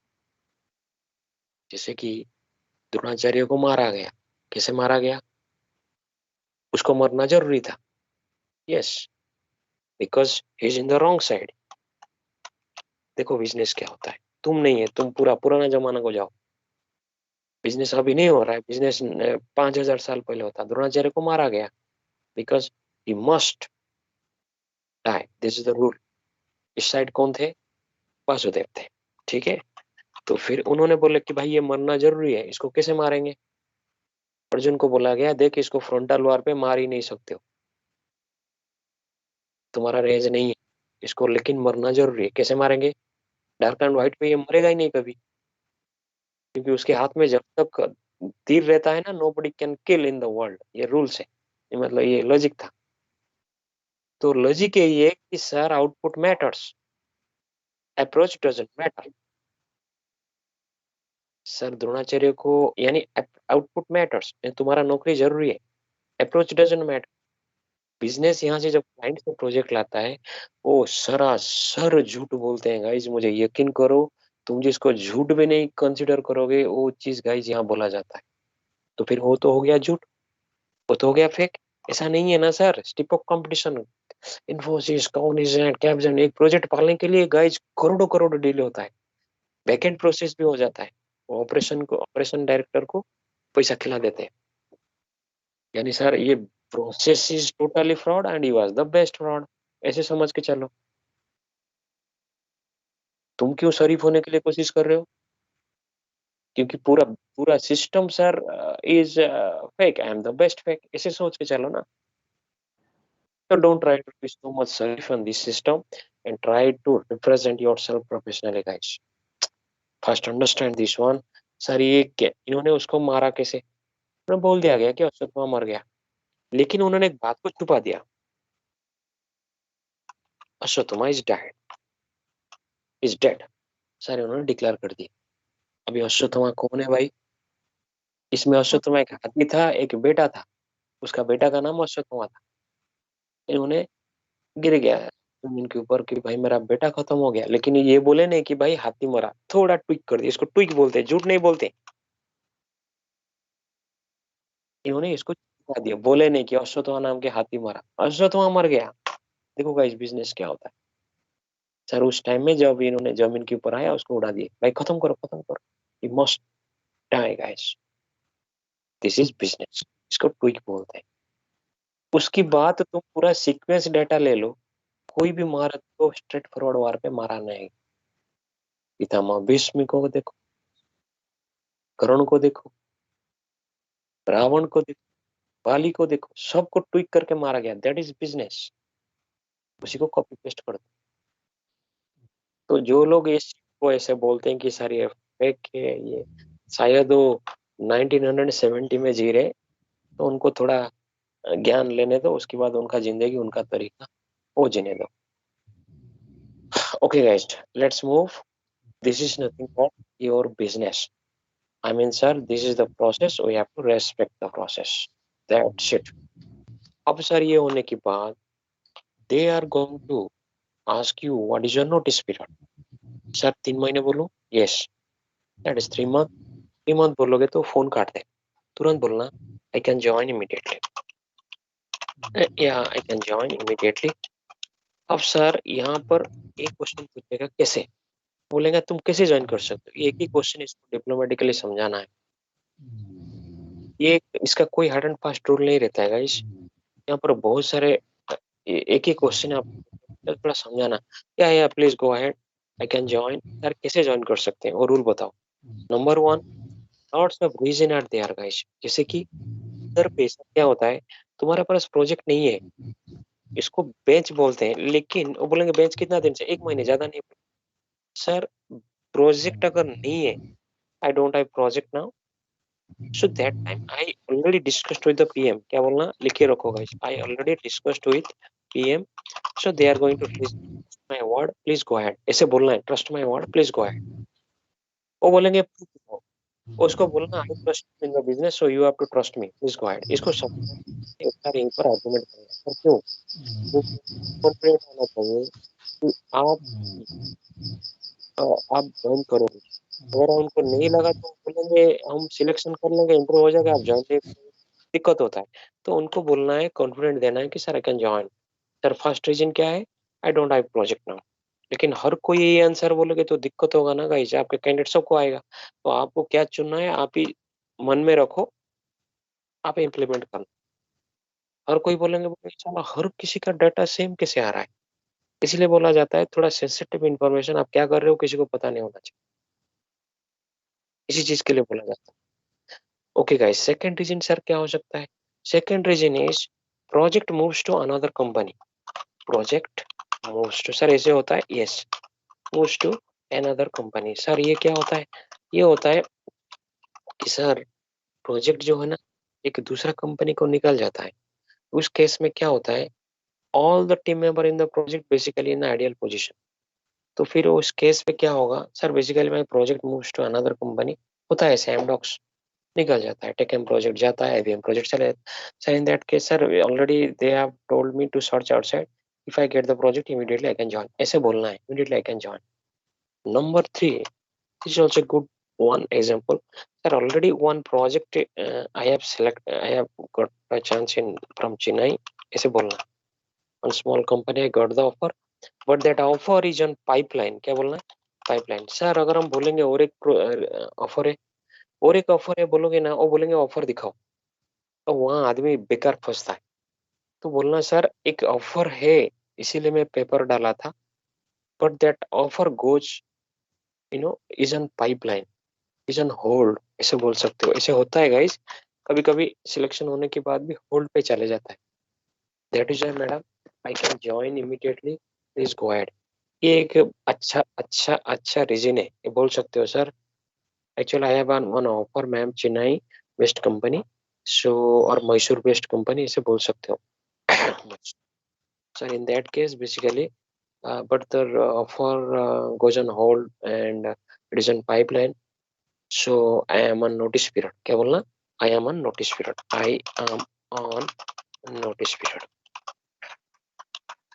जो आपको अच्छा लगा वही चीज बोल सकते हो, these are the genuine things, उसके अलावा कुछ बोलने की जरूरत नहीं गाइस, बोलोगे तो फिर सर ये कॉम्प्लेक्सिटी। थर्ड वाला, बोलो सर, बोलो। ये थर्ड वाला निगोशिएशन के लिए नेगेटिव इम्पैक्ट नहीं करेगा क्या? नहीं बिल्कुल नहीं भाई, मेरे ओके बिजनेस है, निगोशिएशन क्या कर लोगे तुम, वो जमाना जा चुका है कि तुमको पैसा देता है कंपनी, नेगोशिएशन होता है, वो स्टोरी मत बोलना, वो इलॉजिकल लगता है। ये this is 2022, you are talking about the rule which is 2010 का डाटा बोल रहे हो, ये लॉजिक कभी काम ही नहीं करेगा। बाइंग ऑप्शन जो बोल रहे हो ना सर, वो चलता है जब कंपटीशन मार्केट में कुछ था ही नहीं। अभी तुम समझ रहे हो, तुम्हारे स्कोडिन में 100 कैंडिडेट बैठे, तुमको क्यों पैसा देके कोई लेगा। Okay guys, so let's move to the next point. Sir ये 3 चीज आपको कैसे बोलना है, आप मैनेज करो। उसके बाद पूछेगा okay, so what will be your, are you ready to relocate, most of the candidate ये कॉल आएगा। सो रिलोकेशन, ब्लाइंडली तुम जाओ ना जाओ, अगर नो बोल दिया they are not going to entertain you. Sir मैं शादीशुदा हूँ, मैं कैसे जाऊँ, तुमको कोई वो पूछ रहे are you ready to relocate, this is work from home, you don't know scenario, first take the offer. कोई कंपनी, कुछ कुछ कंपनी, अभी एक बंदी को ना मिला परसों ऑफर रिलीज हुआ, उसको लाइफ टाइम दे दिएगा इस वर्क फ्रॉम होम। सो बहुत सारे company work from home light, so ये एटीट्यूड के लिए पूछते हैं, your answer must be yes, you don't know what will be the scenario after selection, so accept it, take the offer, आप उसके बाद रिजेक्ट करो, लेकिन यू टेल देम यस। उसके बाद व्हाट इज, ये पूछा, सर देखो छोटा छोटा वर्ड पे इंटरव्यू निकल जाता है, be careful when you are trying to communicate with the HR. Sir are you ready to relocate to, yes, so okay, so उसके बाद पूछेगा कि तुम इंटरव्यू के लिए कब तक रेडी रहोगे, तो इंटरव्यू टाइम हमेशा बोलना any time, yes, this is nothing but the very plain simple procedure. कभी कभी बिफोर सिलेक्शन, बिफोर ये कम्युनिकेशन जब चलता रहेगा, इसके अलावा कोई भी क्वेश्चन पूछा, जैसे कि तुम्हारे सैलरी स्लिप दो। याद रखो कोई भी कंपनी में सैलरी स्लिप नहीं दिया जाता है बिफोर सिलेक्शन। तुम सीधा बोलना कि post selection I will submit all the document, post selection I will submit all the document, please go ahead. वो बोलेंगे हमारा कंपनी का प्रोसेस है। वो झूठ बोल रही है। कोई भी कंपनी बिफोर सिलेक्शन कोई भी डॉक्यूमेंट नहीं मांगते। तो सीधा बोलना you can ignore my profile, doesn't matter, within 5 minutes you will get another call from another source. This is nothing but the logic we had in some cases. This is business. अरे क्यों मांगते हैं? ये इसीलिए मांगते हैं, salary slip में सब इंफॉर्मेशन रहता है cash. They will take out all the information जो कि बिजनेस में एक्सेप्टेबल नहीं है।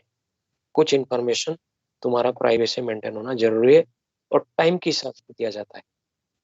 कोई भी मांगा वो देगा नहीं, क्योंकि शी इज जस्ट HR, उसका काम है 30-35,000 उसका पैकेज है, दैट्स इट। वो बिजनेस रूल डिफाइन नहीं करता है, so you must know what is the rule. Tell them post selection I will submit.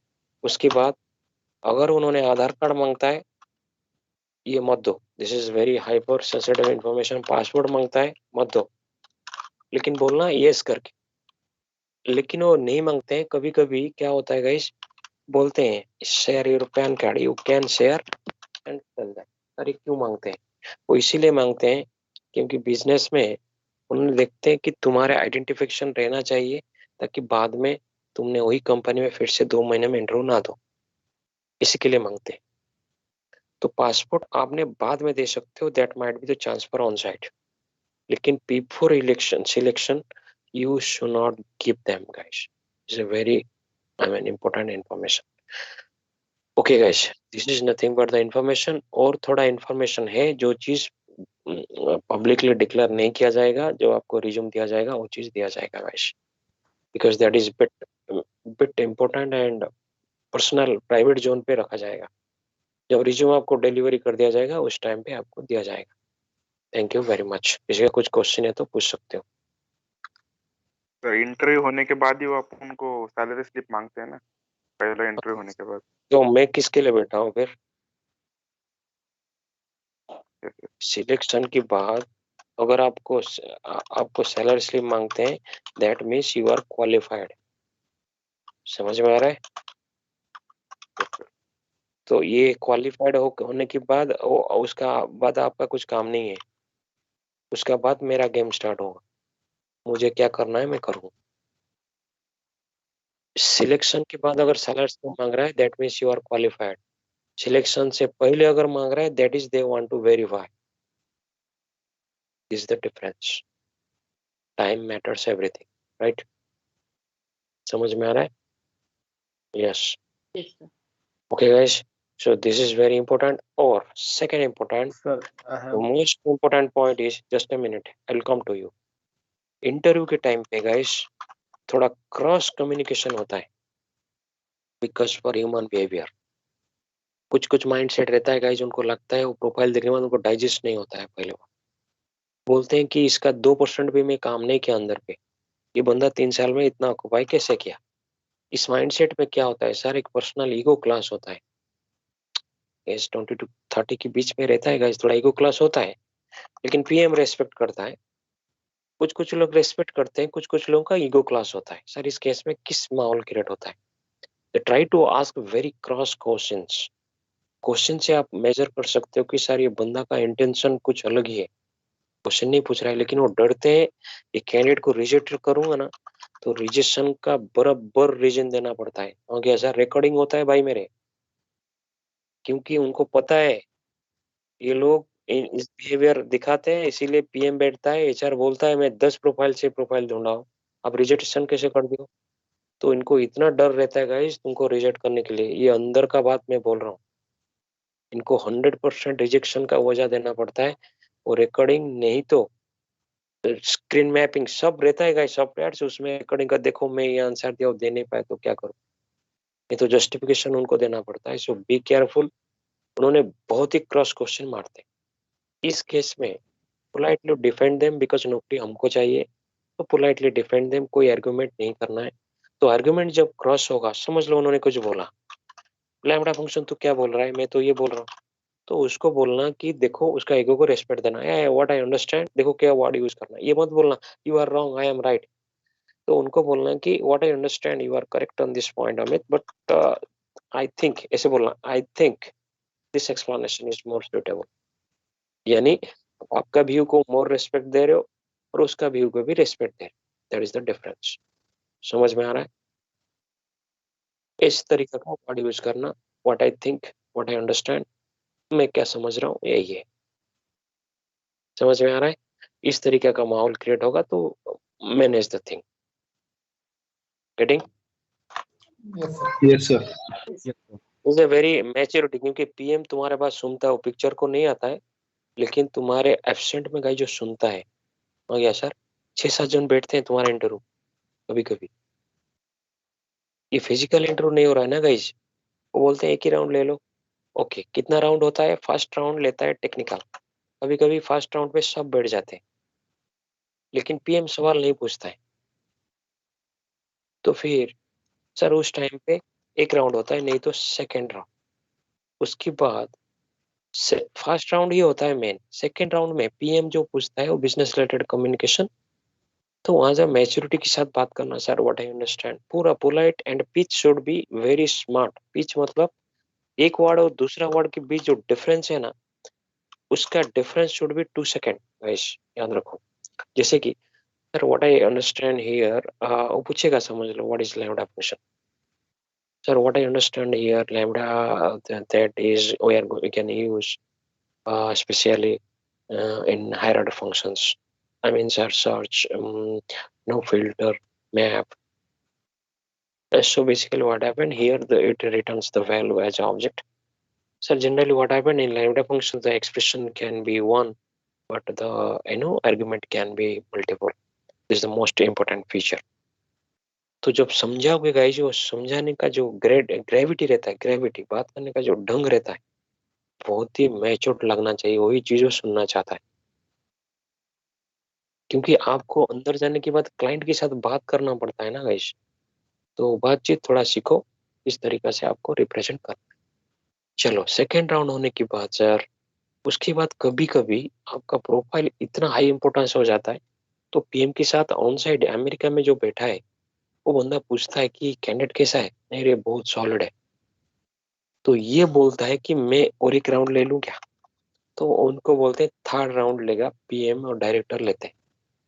उस केस में याद रखो, ये बहुत ही मैच्योर लोग रहते हैं, तो इनके साथ ये टेक्निकल कुछ नहीं पूछेंगे, जस्ट बॉडी लैंग्वेज, बिहेवियर, तुमको फोटो देखेंगे दाढ़ी काट के वेल ड्रेसअप में, ये करना, इंटरव्यू देना पूरा प्रोफेशनल, बॉडी लैंग्वेज ऑब्जर्व करेंगे गाइस, लगना चाहिए कि candidate is capable for 15 minutes. तो फिर ये नहीं लेगा तो फिर दैट्स फाइन, लेकिन कभी कभी क्लाइंट लेता है। Sir what is client? Is the employer of bank of America. हो सकता है वो इंडियन है, उसके बाजू में गोरा बैठता है, यानी सर इंडिया नहीं लेंगे। क्लाइंट मतलब is not the employer of Infosys, he will be the employer of bank of America, but Indian रहते हैं, लेकिन उसके बाजू में गोरा बैठता है। सो इस राउंड में जो इंटरव्यू होगा, that is plan your resume, एक एक लाइन पढ़ते रहना गाइस, एक एक लाइन, एक एक वर्ड, ये क्या है, ये क्या है, वही पूछते हैं। ये लोग बहुत ही शरीफ लोग रहते हैं, कनिंग नहीं रहते हैं guys, to be honest. Resume में जो है वही चीज पूछेंगे, तुम ये किया, अच्छा ये किया, अच्छा ये किया, क्या है, खाली उसको अच्छी तरह पढ़ो गाइस। ये राउंड इज एन, और इनका लॉजिक रहता है, इफ दे सिलेक्ट, ये कौन सिलेक्ट करता है, कंपनी, तो इनका लगभग चांस जीरो रहता है गाइस रिजेक्शन का, कि इंसल्ट होता है, वो बोलेंगे साला हम 4 राउंड में क्लियर किए तो हम क्या बेवकूफ है। यानी सर यहाँ सिलेक्शन इज 100% रहता है, लगभग ऐसे पकड़ के चल। Okay, getting guys? तो प्लेन रिज्यूम को पढ़ना and you will B qualified, ये होता है। नहीं तो एक राउंड होने के बाद सेकेंड राउंड होता है, तो होता है, सेकेंड राउंड के बाद आपको एचआर का कॉल आ जाता है, I admit you are qualified, so please send us the list of requirement, salary slip, form 16, bank statement, जो भी गाइज उनका जो चाहिए उनको प्यार से दे देंगे। दिस इज नथिंग बट, ये हो गया। होने के बाद आपको सिलेक्शन होने के बाद एक पैनिक एनवायरनमेंट क्रिएट होता है, जैसे कि उन्होंने बोलेंगे डॉक्यूमेंट दे दो। याद रखो डॉक्यूमेंट डिजाइन के लिए 4 to 5 आवर लगता है। स्पेसिफिक डेटा जाता है, जो थर्ड पार्टी एजेंट उन्होंने डॉक्यूमेंटेशन डिजाइन करते हैं, वो लोग भी इतना प्रोफेशनल रहते हैं, तभी जाके इनको हैंडल किया जा सकता है। Company can be Accenture, IBM, guys इनको अनप्रोफेशनल बिहेवियर से कभी हो ही नहीं सकता है। उनका जो HR है वो भी TCS का रियल टाइम एक्सपीरियंस HR, वो लोग नहीं करेंगे तो डील नहीं कर सकते गाइस, बाहर का HR कर ही नहीं सकता है। तो फिर तो उनको प्रोफेशनली डील करने का लॉजिक यही है कि सर जो डॉक्यूमेंट आपको बोला जाएगा उसको फिलअप करो, उसके बाद उनको मैं शेयर करता हूँ, डॉक्यूमेंट आता है। तो इस टाइम के हिसाब से आपको वेट करना है, और इन टाइम के बीच उन्होंने HR आपको बहुत सारे बार तंग करता है, जल्दी दे दो जल्दी दे दो। याद रखो 72 आवर टाइम रहता है मैक्सिमम, यानी 3 दिन हाथ में रहता है, लेकिन उन्होंने 1 घंटे भी रखने नहीं देते, जल्दी दे दो जल्दी दे दो। ऐसा नहीं होता है, प्रोफेशनली थोड़ा रहना, उनके साथ ज्यादा बातचीत नहीं करना, एंटरटेन नहीं करना, क्योंकि इस टाइम के बीच में अगर आपने कुछ उल्टा सीधा बात कर लिया, बहुत सारे वर्ड रहता है गाइस जो चीज आपको पता नहीं है, आपने एस नो बोल दिया तो फिर वहां से इंटरव्यू रिजेक्ट हो जाएगा सीधा। अभी एक आपने पाइथन की बंदी ने किया है ऐसे गाइस, उसको कुछ पता ही नहीं है गाइस, इधर उधर खिचरे मिचरे इसी के साथ चैटिंग पे चलते रहता है। मैं इसको 10 बार बोला कि तो इसके साथ बात मत करो गाइस, खिचरे मिचरे उन्होंने ऐसा है कि क्वेश्चन पूछ लिया और उन्होंने ऐसा आंसर दे दिया, खत्म पूरा। उसके बाद थोड़ा मैनेज हुआ, लेकिन एक बेकार ना गाइस, बेकार सिनेरियो क्रिएट होता है। This is very important information. Okay guys, next important information is resume. अगर तुमको कुछ समझ में नहीं आता है, it is your understanding. Sir ने जब डाला तो फिर वो गलत भी होगा ना, आपको लगता है तो गलती करके रखना है। दिस इज वेरी इंपॉर्टेंट, क्योंकि you don't know be of business. सो जो है उसको हो ही रहने दो। मैं आपको एक रियल टाइम सिनेरियो बोलता हूँ गाइस। एक लड़की आई थी, शी वाज ओरेकल सर्टिफाइड। देखो गाइस उसका कैरियर देखो, उन्होंने एमटेक किया था, Oracle certified, candidate was MTech. इस लड़की के ऊपर मेरा भी कितना होप था, सोचो 14-15 लाख से कम नहीं जाने वाली। सर उसने क्या किया सुनो, उसको रिज्यूम दिया गया, रिज्यूम पे समझ लो एक्सपीरियंस इन, ठीक है, इन बिग डाटा डाला गया। उसका एक हस्बैंड कॉग्निजेंट में काम करता था, तो उसको मुझे पता नहीं था गाइस, जो टिकट्स फाइन उसको दे दिया मैं। वो लड़की का क्या किया गाइस, रिज्यूम को छिड़खानी कर दी है। छिड़खानी खुद ने क्या, वो बोला सर 10 बार बोले कि तुम हाथ मत मार। उसका हस्बैंड है ना, हीरोगिरी दिखाया। हीरोगिरी और कहीं नहीं मिलता है, तो हीरोगिरी वो बंदा क्या दिखाया, इसको एडिट कर दिया, नॉलेज डाल दिया, एक वर्ड यूज किया गाइस। देखो जितना ज्ञान है उतना बात करने का ना, वाइफ के सामने काय को हीरोगिरी दिखा रहा है, सर बनाया। अगर मैं बोलता तो बोल देता कि तुम खुद बनाओ, मुझे पता है बिजनेस का रिक्वायरमेंट क्या रहता है, सेंसिटिवनेस क्या रहता है, एक वर्ड यूज किया गाइस। उसके बाद सर क्या हुआ मैं बोलता हूँ, कोई भी कंपनी में गाइस उसको कॉल नहीं आया, मुझे यकीन करो, trust my word for this statement, एक भी कॉल नहीं आया। तो उन्होंने वेट किया क्या क्या, उसके बाद प्रेग्नेंट हुआ, 7 महीने 8 महीने के बाद प्रेग्नेंट हुआ। उसके बाद कैरियर गैप हो गया, सेटल हो जाता तो हो जाता, कंपनी छुट्टी दे देता। 3 साल चला गया गाइस, 3 years पर वन बदमाश माइंड के लिए गाइस उन्होंने लॉस कर दिया। हुआ बारी में भी गाइस, और रिश्ता तो बाद में क्रिएट हुआ ना गाइस, तो ज्वाइन पहले किया था। तो फिर उन्होंने करियर को बर्बाद कर दिया, 3 साल उन्होंने रो के आया, और क्या कुछ था ही नहीं उस टाइम पे। मैं उसको एक बार रिज्यूम मंगवाया कि थोड़ा रिज्यूम दिखाओगे क्या, तो उन्होंने रिज्यूम को दिखाया। मैं उसको बोला ये रिज्यूम एडिट कौन किया, तुम तो नहीं किया ये मैं श्योर हूँ। बोला सर हस्बैंड किया। मैं उसको बोला उस बदमाश को बोलो सामने में तुम्हारे कॉल पे आने के लिए। बोले सर क्या करूं, हस्बैंड ही है, वो पिक्चर में नहीं आ रहा है डर के। अरे भाई किसको बना नहीं पा रहे हो, ऐसे हीरोगिरी दिखाने की कोई जरूरत ही नहीं है, यूजलेस बिहेवियर इसको बोलते हैं। तो फिर उसके बाद मैं अपडेट कर दिया, मैं बोला अभी सर्च करो, फिर से क्लास किया, और कुछ था ही नहीं उस टाइम पे। वो इतना डर चुका था, जिस टाइम पे उसका दोस्त लोग 15 लाख में पहुंचेगा, जो बंदी 6 लाख में चांस मिला, फिर से निकाला गया क्योंकि काम नहीं कर पाया। एक बार गया ना गाइस जो, तो फिर उसके बाद बहुत ट्रबल होता है। और अभी क्या कर रही है? कुछ नहीं है, शी क्विट द कैरियर। देखो गाइस, किस तरीका का गलती से इंसान को किस तरीका का नतीजा भुगतना पड़ता है। So that means what I want to emphasise, the best way is the best intelligent personality is you and your brain.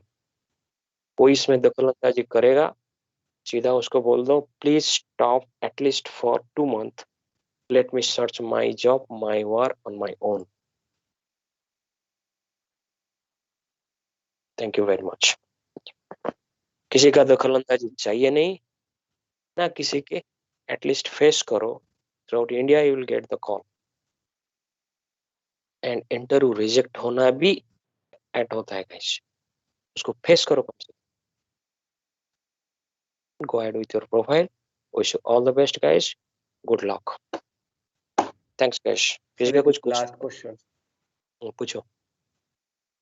Sir, previous company UAN number है और वहाँ पे यानी पीएफ में पैसा भी है, तो is any problem to- that will be discussed in the resume। जब सर बोल रहा है कि इतना सारा जान, ये चीज भी सर को पता रहता है, इतना बात पे एश्योरिटी रहो। Every problem there is a solution. अगर आप इसी चीज को समझोगे, देखो guys, we know just 2% of the business. में आपको वही चीज बोल रहा हूँ सर, 1000 रूल्स रहता है, ये इंडिया है, हिंदुस्तान है सर। अगर ये लॉजिक है कि भाई पूरा, यानी देखो गाइस, उन्होंने ओके ठीक है, अगर क्वेश्चन पूछ लिया, मैं ये भी जवाब देता हूँ सर, हर प्रॉब्लम का सॉल्यूशन है, लेकिन टाइम के हिसाब से आपको बोला जाता है उसका लॉजिक क्या है, क्योंकि पब्लिक फोरम है, यहाँ बोला नहीं जा सकता है। इतना हिंट में देता हूँ, देखो उनका जो डॉक्यूमेंट्स वो मांगते हैं, वो डॉक्यूमेंट इस स्टाइल से मांगते हैं, send us your salary slip, ठीक है सर, वो तो मिलता है, yes, send us the education qualification, sir वो भी चलता है, yes, send us offer letter, mandatory, send us hike letter, अच्छा वो भी सर मिलता है, send us passport size photograph, sir वो भी बिंदास मिलेगा, परफेक्ट। लेकिन जो चीज एक्चुअली कैचिंग पॉइंट है, वो चीज को मैंडेटरी नहीं है, फॉर्म 16 एंड बैंक स्टेटमेंट। आप ही बताओ सर, आप ही बताओ इसका लॉजिक क्या है सर? ये मैंडेटरी नहीं है, but they ask just professional. आपको नहीं लगता इस बात पे अगर चेक पॉइंट डाला जाएगा, it can be blocked? Sir ये दोनों एस्पेक्ट कौन रिमूव किया, आप ही बताओ, थोड़ा समझो गाइस। तुम इंटेलिजेंट इसी को बोलते हैं, कोई भी चीज को एनालिसिस करो। अरे भाई मेरे, क्या ये अगर सब कुछ व्हाइट एंड डार्क रहता तो फिर साला एक भी बंदा कोई एंट्री नहीं होता, पीएम को पहले निकाल देते। समझ में आ रहा है कि नहीं आ रहा है? ये प्रोफेशनल वर्ल्ड है, वो जानबूझकर इस दोनों शीट को रखे नहीं, और आपको लग रहा है कि सर इसके लिए आपको निकाला गया, शायद आप गलत में जी रहे हो या गलत इंफॉर्मेशन दे रहे हो। इसी चीज के लिए किसी को नहीं निकालते। हाँ, वो मांगते हैं for professional dealing, we have to deal this because third party verification ये मैंडेटरी। फिजिकल वेरिफिकेशन में वो लोग जाते हैं, लेकिन कैंडिडेट अगर अंदर पे लैपटॉप खोल नहीं जानेगा, वो बात करना नहीं जान पाएगा, मीटिंग 10 बजे, वो हमेशा 10:10 पे ज्वाइन करेगा, और पैकेज यहाँ पर 15 लाख है, तो आपको नहीं लग रहा है कि सर आपको अटैक करेंगे जहां पर वीक पॉइंट है? समझ में आ रहा है? तो उस केस में कैंडिडेट आपको इंफॉर्मेशन नहीं देता है कि एक्चुअल, देखो गाइस, आपको ऐसा सिस्टम के अंदर रखा गया, उन्होंने कोई भी अटैकिंग सिस्टम में डिफेंड कर लूंगा, मुझे यकीन करो गाइस। मैं जब 15 लाख बोल रहा हूँ, मुझे पता है ना सर 15 लाख पैकेज को कैसे डिफेंड करना है, लेकिन सर अंदर में देखो, मेरे पास जितना पास डेटा है, दैट इज ओनली 0.1%, अगर होगा तो होगा। लेकिन वो ये भी 0.1% किसके लिए होता है? होता है कि candidate having some attitude issue और परफॉर्मेंस इशू, इधर वन केस। वो कैंडिडेट आपको शेयर नहीं करता है। मैं आपको अंदर बोलता हूँ सर 15 लाख आप पैसे दे देते हैं, 4 बार वेरिफिकेशन होता है। मैं आपको लाइवली दिखा देता हूँ 4 टाइम वेरिफिकेशन क्या होता है। फर्स्ट वेरिफिकेशन ईमेल होगा, सेकंड वेरिफिकेशन फोन होगा, third verification third party verification matrix और जो स्ट्रॉन्ग कंपनी रहते हैं, आपका एक फेलियर के लिए उनको पैसा मिलता है, पूरा डोमेन लेवल पे वेरीफाई करते हैं, that is third party verification. And number 4 is very critical, जिसको फिजिकल वेरिफिकेशन कहा जाता है। 4 वेरिफिकेशन पास होने के बाद गाइस कैंडिडेट को और कौन सा चीज बचा जिसके लिए प्रॉब्लम होता है, बताओ सर? कुछ रहा ही नहीं। एचसीएल में एक बंदी ज्वाइन किया, उसका सेकंड टाइम फिजिकल किया गया, and this is a one. ये चीज मुझे पता रहता है, मैं कैंडिडेट को स्ट्रेट बोल दिया समथिंग रॉन्ग इज देयर, ये भी चीज पास हो गई, make sure number 6 can be a direct attack to the critical area, be careful. Sir इसके बाद और क्या रहता है? और क्या रहता है वो तो मतलब ऐसा है कि वो बोलेंगे चलो बैंक चलो हमको दिखाओ, पूरा थर्ड क्लास जो बोलते हैं ना, वो प्रोफेशनल वाले कोई करते नहीं। इस लेवल पे वेरिफिकेशन आपको प्रोटेक्शन किया जाता है गाइस। और क्या रहा सर? कुछ रहा ही नहीं। बाकी जो चीज होता है गाइस, वो चीज कैंडिडेट आपको इन्फॉर्मेशन देता नहीं। 100% be assure on this point. और अंदर क्या होता है, आपको लगता है कि sir I am correct on my point, लेकिन प्रोफेशनल वाले एक ईमेल लिखना नहीं आता है आपको, समझ लो आपने रॉन्ग वर्ड, आप वहां नहीं कह सकते कि सब ईमेल लिखा, देखो कैसे मिस्टेक होता है। ईमेल लिखा उसमें सब्जेक्ट लाइन नहीं है, क्योंकि इसमें प्रैक्टिस नहीं है। वो बोलेंगे कैंडिडेट 3 साल काम कर रहा है, सब्जेक्ट बिना सब्जेक्ट लाइन कैसे भेजता है ईमेल? आपका मीटिंग है 10 बजे, आप बोलोगे 10:05 को ज्वाइन किया, पहला दिन ऑब्जर्वेशन होता है, सेकंड डे में आप फिर से ज्वाइन किया लेट। इस टाइप का मिस्टेक से क्या होता है गाइस, प्रोफेशनल वर्ल्ड है वो 100% जान लेते कैंडिडेट कभी रियल टाइम काम नहीं किया है, सो प्लीज अटैक। इस सिनेरियो के लिए और रेस्ट ऑफ द केस में होता है, लेकिन मेक श्योर गाइस आप लोगों के पास इतना नॉलेज रहता है, you will be you will defend yourself, nothing to be worried, and this is professional world. इस बात को हमेशा याद रखो सर। तो ये सब डिसिप्लिन एटीट्यूड मेंटेन होगा, nothing will happen, everything will be perfect. Guys thank you very much. जहां तक बाकी जो चीज है जैसे कि पीएफ है, यूएन है, तो फिर वो सब कैसे मैनेज करना है, और that I will take care, don't worry. चलो guys thanks. Any Yes, other? thank you. Thank you, sir. Thank you sir.